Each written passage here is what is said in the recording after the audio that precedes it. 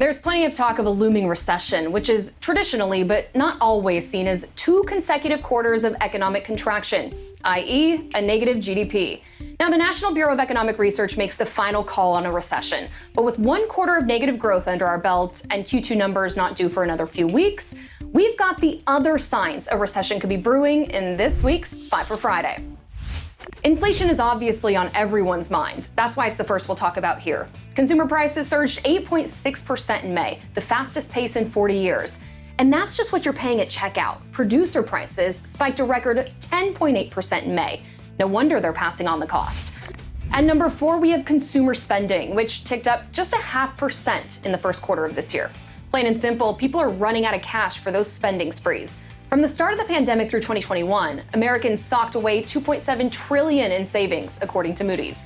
But the analytics firm says households are now breaking the piggy bank just to pay the bills, dwindling $114 billion of it in the face of higher prices.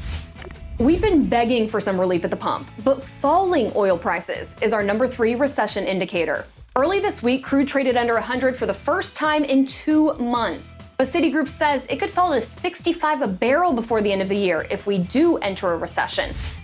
Housing is our number 2 sign of a recession. Look, housing won't be the catalyst it was in the Great Recession, but it certainly gives insight into economic activity, and the market's getting weaker. The home construction rate is now considerably lower than its 15-year high in December, while housing affordability is at its lowest level in 16 years. And in our top spot, the stock market, because what investors do with their money has a ripple effect for everyone. Remember, during the Great Recession, Americans lost $3.4 trillion in their retirement accounts during the free fall. This time around, the S&P 500 and NASDAQ are already in bear market territory as investors increasingly price in recession risk. Well, that might be the least uplifting 5 for Friday we've done. I guess that's why the misery index is back to levels seen during the Great Recession. I'm not helping, am I? Okay, I'm Simone Del Rosario. It's just business, and I'll see you next week.